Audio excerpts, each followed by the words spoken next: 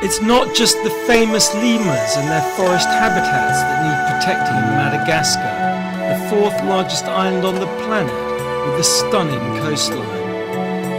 Along these shores are people whose lives depend on the marine environment that is increasingly under threat from overfishing and climate change.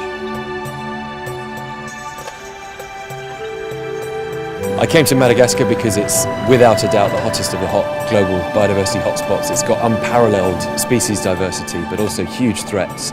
So much of what we see here is disappearing in front of our eyes. I started Blue Ventures in a very remote place because we're facing huge threats to the world's marine environments, particularly in the developing world. Mum initially thought I was setting up a porn business with a name like Blue Ventures, but you won't say that in the film. Salam everybody!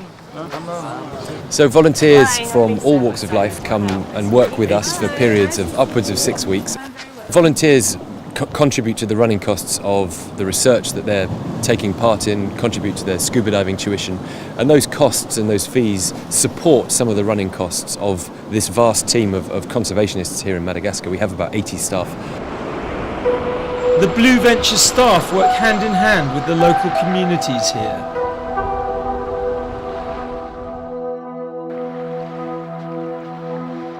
For thousands of years, the Vezu, nomadic fisher folk who inhabit this part of Madagascar, have lived almost entirely off the sea. So far, 24 villages have joined a marine conservation area that now covers over 300 square miles. Today, Al's going to meet one community leader who inhabits a remote island with his wife and 16 children, and now wants to become part of the project. The Vezu live in incredibly close association with the ocean. They're a seafaring people. They are one of the last nomadic seafaring communities in the whole Indian Ocean.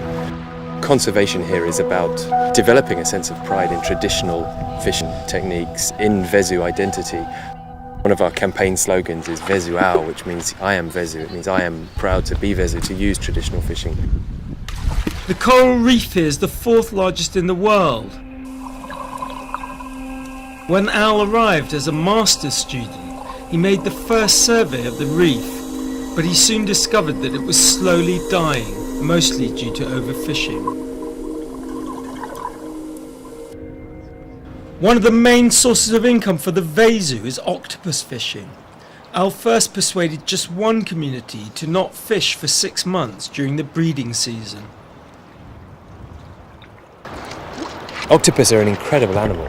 They grow really quickly. They only live until they're about 18 months old. So an octopus that weighs only a few hundred grams today might in 2 months weigh several kilos. So it's a very non-linear growth, which means they respond very, very quickly to management, which means if we close an area of reef like this, as happens now all the time along this coast for hundreds of kilometres, octopus can recover very quickly. And then when a reef flat is opened, as this one currently is, everybody can share in the benefits.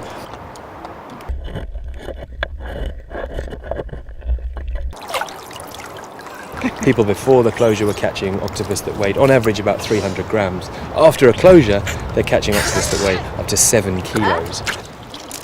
So there's a real pulse of revenue coming into these villages after each closure.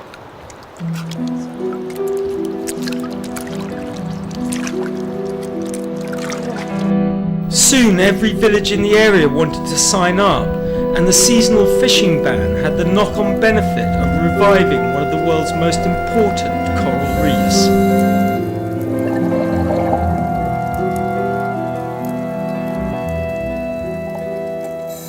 But Al didn't just stop there. For years, the Vezu have scoured the ocean for sea cucumber that's exported to China as a rare and expensive delicacy.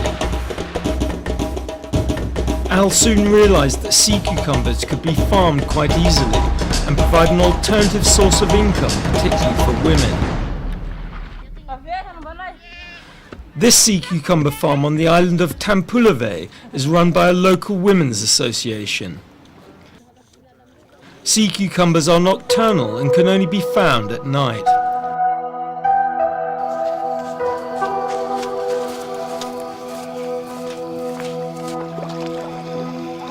I don't think they were expecting us. We've turned up at 2:30 in the morning, and they're out at the top of the sediments, and we're able to catch them. This is a sea cucumber called Zangafuti, which means the white sea cucumber. It's the most valuable. These are just 2 or 3 months old. It starts off several hundred kilometres away in a research laboratory where the juveniles are produced, and then they're put into these very large ponds where they grow on to reach commercial size, which takes about 9 months. And then they're sold on to Southeast Asian markets where they're a very potent aphrodisiac. What we're doing is the regular monitoring, which happens every couple of weeks when the tide's right, to see what the growth is and to see how ready they are, and also to help understand production, to help us understand how quickly these things grow, because no one's really done this before. Average income here is about 83 cents per person, US cents per day. Our target this year is that these farms will increase family revenue by up to 50%.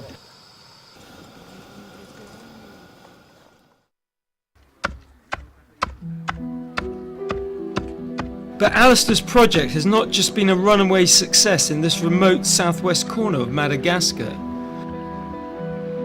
The concept has been adopted by the Malagasy government and gone viral all along the coast. Along hundreds of kilometres of this coastline, communities, groups of villages are now working together to develop collaborative plans to manage their fisheries and their stocks. Some of these protected areas, which are managed entirely by communities, are the largest in the Indian Ocean. And what I find most remarkable is that these communities don't have the internet, they don't have electricity, they don't have roads. And yet, in spite of their isolation and their real poverty, they are taking a lead at a regional level in the Indian Ocean for conservation.